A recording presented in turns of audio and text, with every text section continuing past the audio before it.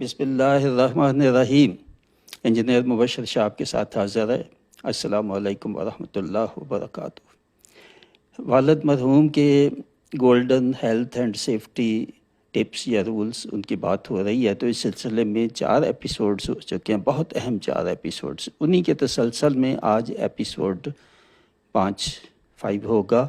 वो जो बातें वहाँ नहीं कही गई या रह गई थी उनको भी सम अप किया, और कई नई बातें इसमें एपिसोड में हैं जो जिनका वहाँ मकसूद भी नहीं था, वो टाइटल के मुताबिक नहीं थे। ये टाइटल है अब। वो क्या है? ये है हेल्थ सेफ्टी, और इसमें डाइट और सेफ्टी और वॉकिंग एंड एक्सरसाइजेस, ये है एपिसोड का टाइटल। दोबारा मैं बोलता हूँ,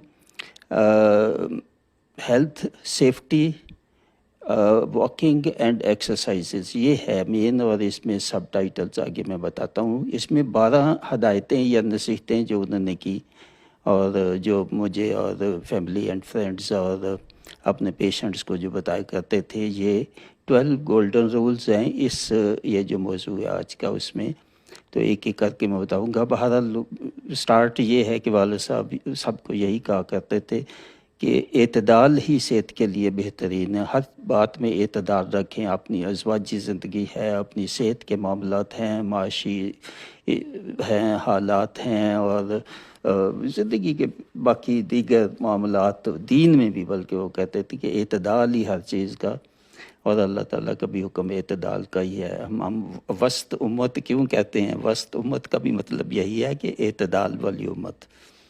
तो बाकी कुछ और भी मफहूम लेते हैं, मगर बहरहाल ये एक है।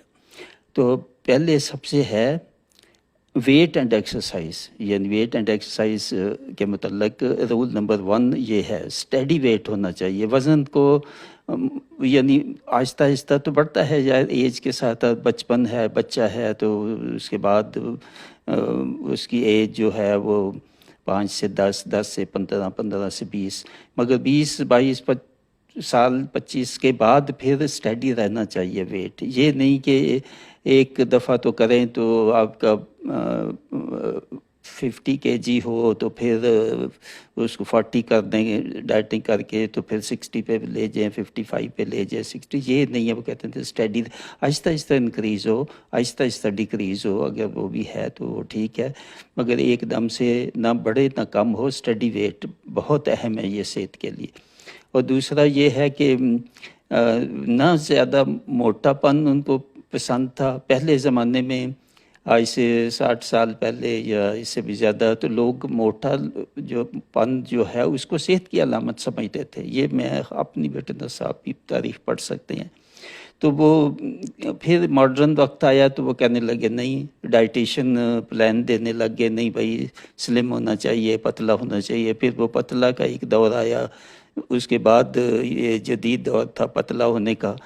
तो मगर वालिद साहब हमेशा यही कहते थे कि ना ज़्यादा मोटापा अच्छा है, ना बहुत स्लिम होना अच्छा है, दरमियान। वही एतदाल वाली जो बात है कि दरमियाना जो है वही सही है। ना टू मच हैवी नहीं होना चाहिए वज़न, टू स्लिम भी नहीं होना चाहिए। तो यही बेस्ट है, और इसी को फिर मेंटेन रखें, कंसिस्टेंट रहें इसी में। ना बहुत बढ़ाएं किसी वक्त, ना बहुत कम करें।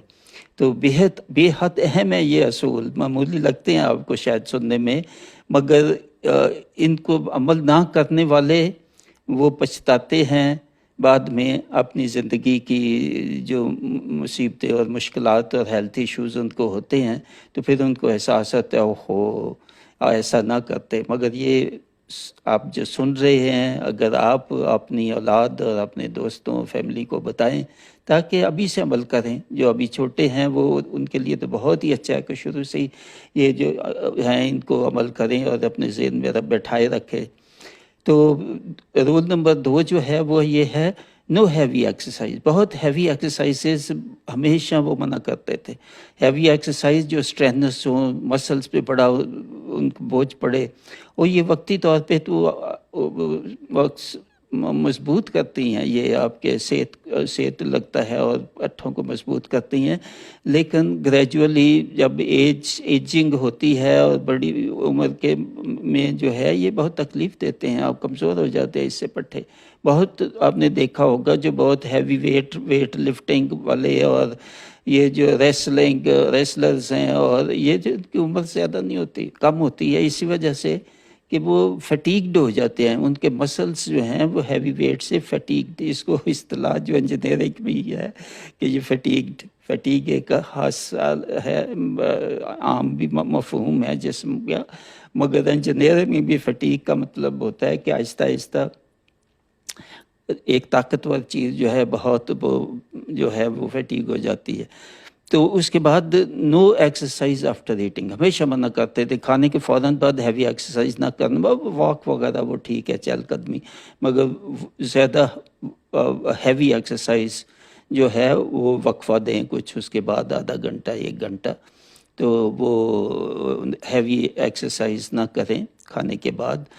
تو یہ ہے کہ یہ 3 ہو گیا. چوتھا رول ہے کہ واکنگ از بیسٹ ایکسرسائز جو ہے وہ واکنگ ہے، ہر ایج کے لیے ہے، اور بچوں کے لیے اور نوجوانوں کے لیے، اور پھر زیادہ عمر جیسے بڑھتی ہے تو آہستہ آہستہ آپ واکنگ جو ہے اپنا بڑھا سکتے ہیں 50-60 تک. اس کے بعد اگر مینٹین رکھے تو ٹھیک ہے، نہیں تو پھر کم بھی آہستہ آہستہ کر سکتے ہیں، مگر نارملی جو ہے وہ آدھا گھنٹہ سے 1 گھنٹہ یا اس سے بھی کچھ زیادہ تک آپ کر سکتے ہیں. 2 گھنٹے کر سکتے ہیں واکنگ اپنی مڈل ایج میں، تو اس کے بعد کچھ کم کر سکتے ہیں آہستہ آہستہ، مگر گریجولی بڑھائیں اور گریجولی کم کریں، نہ ایک دم سے نہ کم کریں، ایک دم سے نہ بڑھائیں. تو 5واں یہ ہے کہ واکنگ کے دوران سیفٹی بہت اہم ہے. بہت لوگوں کو چوٹیں لگتی ہیں، وہ بچے بوڑھے جوان اور بوڑھے اور سب کے لیے یہ ٹھوکر لگ جاتی ہے، کسی جگہ پہ سلپ ہو جاتے ہیں، اور اس کی بہت وجہ جو ہے وہ، اور یہ میرے ساتھ ذاتی ہو چکا ہے، 1 سے زیادہ دفعہ میں گرا ہوں اور مجھے سر کو چوٹ لگی، اور بعد میں نے دیکھا کہ وہی میں کر رہا تھا، میرے ہاتھ دونوں کمر کے پیچھے تھے. جب میں گرا ہوں تو سر کے بل گرا، اور واقعی حقیقت بتا رہا ہوں، یہ کوئی ہارڈلی 3 سال پہلے کی بات ہے، اور اس سے پہلے بھی. اور کئی لوگ ایسے گرتے ہیں، صبح کے وقت نم ہوتا ہے، اور یہ جو چکنی ہوتی ہے مٹی، آپ اس پہ اگر چلتے ہیں یا پھسل سکتے ہیں، کوئی پھسلنے والی کوئی سبزی وغیرہ بھی، پھل کے جو ہیں لوگ چھل کے پھینک دیتے ہیں، اس سے ہو سکتے ہیں کسی چیز پہ سلیپ ہونا، یا ٹرپس جو ہے کوئی ایسی چیز ہے جس سے ٹھوکر لگ گئے، آپ پتھر ہے یا کچھ ہو، تو بہت احتیاط فوکس رکھیں.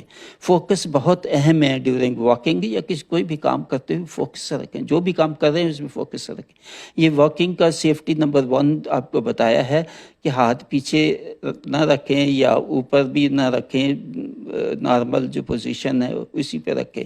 اور واکنگ ٹو فوکس وہ میں نے جو ہے وہ بتا دیا ہے کہ ہاتھ جو ہے وہ پیچھے نہ رکھیں. یہ 2 ہیں، ایک تو سلپ ہونے سے، ایک یہ جو ہے ہاتھ جو ہے پیچھے نہ رکھیں، سیدھا جھک کر تن کر جس کو کہتے ہیں وہ سیدھا چلے، اور چلنے پہ فوکس ہونا چاہیے. یہ نہیں کہ ساتھ آپ پڑھ رہے ہیں، کیونکہ آپ نے موبائل ساتھ بند کرے، موبائل ساتھ ساتھ دیکھ رہے ہیں اور ساتھ ساتھ چل رہے ہیں، بہت خطرناک ہے یہ، بالکل ایسا نہ کریں.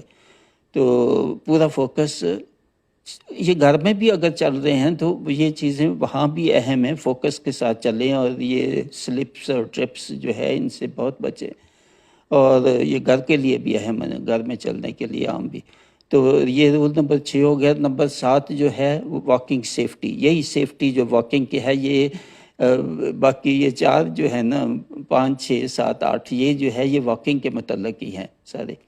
تو یہ میں نے بتا دیا، سلپس اور ٹرپس جو ہے چلتے وقت ان کا بہت خاص خیال رکھیں، اور یہ پانی ہو، پتھر ہوں، اور نظر نیچے رکھیں، فوکس کے ساتھ چلے. یہ میں پہلے بتا چکا ہوں، پچھلے میں بھی دوبارہ ریپیٹ کر رہا ہوں کیونکہ یہ بہت اہم ہے، اور یہ شاید آپ کے ساتھ ہو بھی چکا ہو یہ، اور اس سے بچیں. اور بڑی شدید چوٹ لگتی ہے جب ہاتھ پیچھے باندھے ہو اور آپ الٹ جائیں، ٹرپ یعنی ٹھوکر لگ جائے کسی چیز سے. اور یہ ہے کہ ایسی چیزیں اپنے گھر میں بھی پرٹیکولرلی سینئرس کے لیے بہت اہم ہیں. سیڑھیوں کے اوپر چڑھنا، نیچے اترنا، یا سپلٹ لیولز ہوتے ہیں بعض گھروں میں، ان میں اوپر نیچے، اور باتھ روم جو ہے اس میں وہ سلپ ہونا، یہ سب چیزیں اس میں بہت، گھر میں ہو گھر کے باہر وہ چلتے پھرتے واک، یہ سب کے لیے بہت اہم ہے. تو واکنگ لمٹ کتنا چلنا چاہیے؟ یہ والد صاحب کہا کرتے تھے کہ اتنا نہ چلو پھر سارا دن تھکاوٹ ہو اور آپ کام بھی نہ کر سکے، اتنا اس حد تک نہ واک کرو، نہ اس حد تک ایکسرسائز کرو. وہی اعتدال کا اصول پھر یہاں بھی، کہ جتنی آپ کر سکتے ہیں اتنی کریں. تھکنا مقصد نہیں ہے، مقصد تو یہ ہے کہ اپنی صحت کو برقرار رکھنا ہے. بہت رول نمبر 9 ہے کہ کنسسٹنسی جو ہے وہ بہت اہم ہے. کتنا کرتے ہیں، جو بھی کرتے ہیں وہ اس کو مینٹین رکھیں. اب 10-15 منٹ، آدھا گھنٹہ، 1 گھنٹہ آہستہ آہستہ جو بڑھاتے ہیں تو اس کو پھر کم بھی کرنا ہے تو پھر آہستہ آہستہ کریں، مگر کنسسٹنسی رکھیں. یہ نہیں کہ ہفتے میں 1 دن کیا تو پھر 2 ہفتے ایکسرسائز سے نہیں کیا. 1 آدھ دن مس ہو جائے کوئی بات نہیں، مگر کنسسٹنسی بہت اہم ہے. واکنگ جب شروع کیا تو پھر واکنگ کرتے رہے. یا پی ٹی ایکسرسائز جو کہتے ہیں، یہ عام اسکولوں میں پی ٹی ایکسرسائز ہے، وہ بھی کہتے تھے بہت اچھی ہیں. یہ ہاتھ اوپر نیچے کرنا، سٹ سٹینڈ، اپنا باڈی کو لیفٹ اور رائٹ موومنٹ، مختلف باڈی کی جو موومنٹس ہے وہ فزیکل، وہ بھی بہت اچھی ہیں واکنگ کے ساتھ. وہ آپ گھر کے کر سکتے ہیں، گھر میں بھی، گھر کے باہر لان میں کر سکتے ہیں. تو رول نمبر 10 جو ہے وہ ہے ایوائڈ جم ایکسرسائز. جو اوپر بتائی ہیں وہ بیسٹ ہیں. جم ایکسرسائز میں ہیوی ایکسرسائز، اور آپ کو ضرورت نہیں ہے کہ جم میں آپ جائیں اور اپنا پیسے بھی خرچ کریں، اور پھر وہ قدرتی نہیں ہوتی. ان میں یا تو بہت ہیوی ایکسرسائزز ہوتی ہیں یا پھر مناسب نہیں ہوتی جسم کے لیے. پورے جسم کے لیے جو ایکسرسائزز ہیں وہ میں نے بتا دیا آپ کو. یہ واکنگ ہے اور پی ٹی، فزیکل جو ایکسرسائزز ہیں آپ کی باڈی کی، جو عام اسکولوں میں ہم کیا کرتے تھے. آج کل تو شاید وہ رہا بھی نہیں. وہ ہمیشہ 10-15 منٹ یا آدھا گھنٹہ اسکول شروع ہونے سے پہلے وہ ایکسرسائزز ہوتی تھی. تو مجھے بالکل 100% آپ کو یہ میں کہنے لگا ہوں، والد صاحب ہمیں ناشتہ نہیں دیتے تھے جب تک ہماری اوپر چھت تھی وہاں پہ، یا سین میں یا چھت میں، ہم 15-20 منٹ جب تک وہ فزیکل جو ایکسرسائزز ہیں وہ خود بھی کرتے تھے، اور ہمیں بھی کہتے تھے پہلے کر کے آؤ پھر ناشتہ مل گیا. یہ اتنی اہمیت ان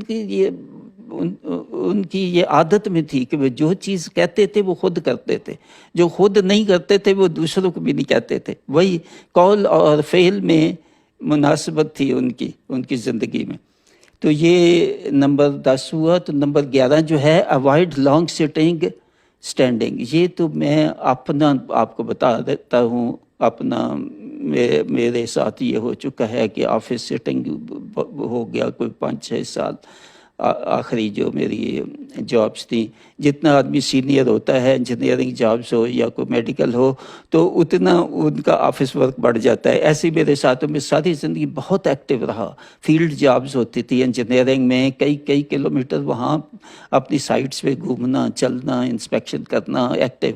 مگر پھر آخری جو ہے 5-7 ایسے آئے کہ جس میں پوزیشن سینئر ہو گئی، کانٹریکٹس مینیجر تھا، سٹنگ جاب سے مجھے بہت تکلیف ہوگی اس سے. سارا دن پھر اٹھ بھی نہیں سکتا آدمی. میٹنگز ہوتی ہیں، لمبی میٹنگز ہوتی ہیں، 2 گھنٹے کی، پھر بیٹھے رہنا. تو یہ میرے ساتھ یہ ہو چکا، اور اس سے مجھے نیوروپیتھی شروع ہو گئی. یہ جو سنڈروم ہے legs, sleep less legs syndrome جو ہے، SLD، وہ تو خیر مجھے بہت پہلے ہو گیا. وہ بھی والد صاحب کی نافرمانی کی. جب میں کالج میں شروع میری جاب ہوئی انجینئرنگ پروفیسر، تو کالج 4-5 کلومیٹر تھا، تو میں پیدل جاتا آتا تھا. میں نے اپنی تنہا سے سائیکل لے لی، اور سوراب کی سائیکل بڑی، اس وقت یہ آج کی مرسیڈیز جو ہے وہ تھی اس وقت 70 سال پہلے سوراب جو سائیکل ہے. تو وہ والد صاحب ناراض ہو گئے، کیوں لی ہے؟ یہ واقعہ حقیقت سچ آپ کو بتا رہا ہوں، پرسنل، تاکہ دوسرے بچ جائیں. یہ اس وقت میری عمر 22-23-24 سال ایسے تھی. تو وہ کہنے لگے کہ 4-5 کلومیٹر تم جاتا تھا آتا تھا، بہترین تمہاری ایکسرسائز تھی، تو نے یہ سراب سائیکل لی ہے شو کے لیے کہ تو پروفیسر ہے تو اسٹوڈنٹ کیا کہیں گے جی ہمارا پروفیسر جو ہے وہ تو پیدل آتا جاتا ہے. تو اس وقت یہ سائیکل جو ہے یہ مرسیڈیز تھی یا ٹویوٹا کرولا تھی، اور یہ کہ تو نے شو کے لیے کیا ہے. اور یہ ان کے الفاظ تھے ایگزیکٹ، اب تمہاری ٹانگیں رہ جائیں گی، اب تمہاری ٹانگیں کمزور ہو جائیں گی. اس وقت یہ 23-24 سال 25 سال کا تھا.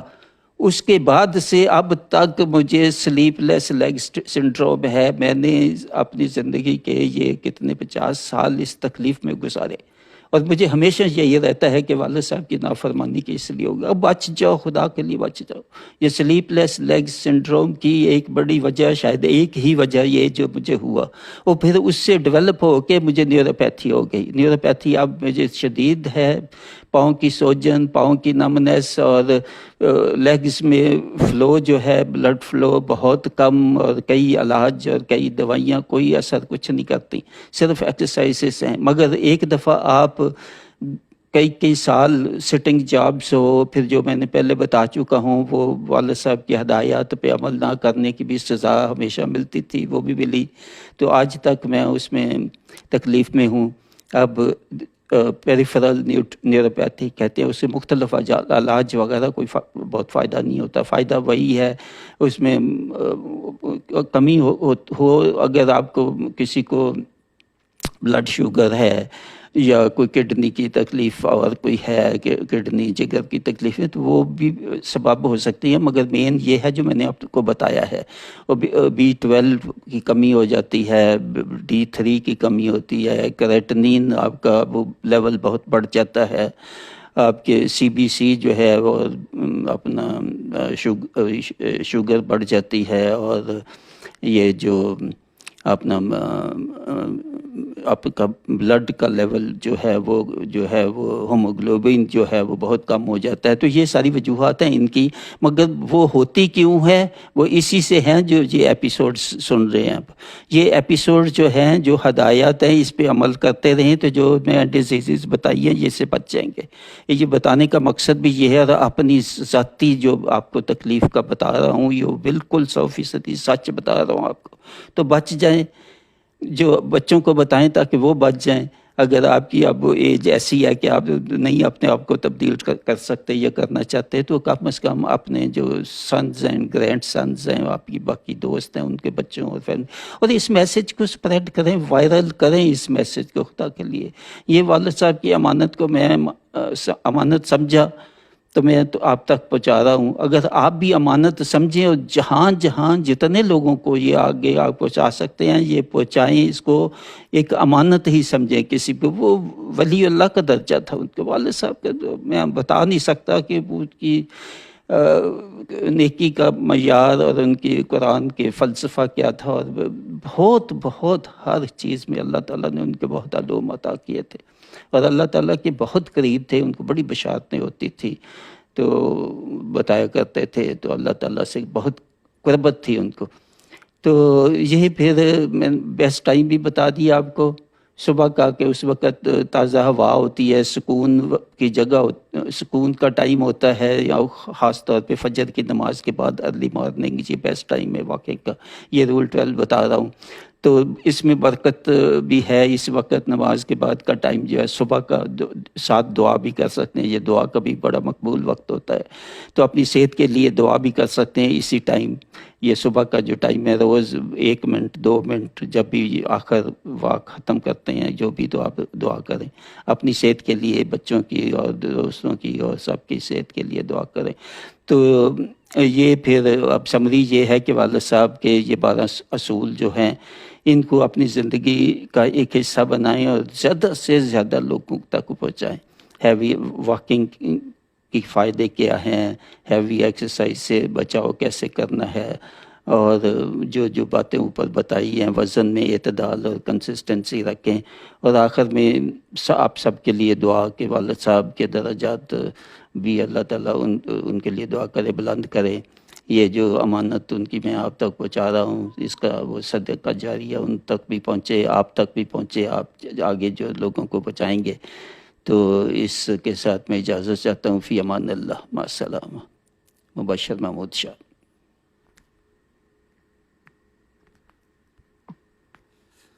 جس کو عموماً نہیں سمجھا جاتا کہ شاید یہ دین کا حصہ نہیں ہے، اس سے باہر ہے، تو اس کے ساتھ اجازت چاہتا ہوں. فی امان اللہ، مع السلامہ.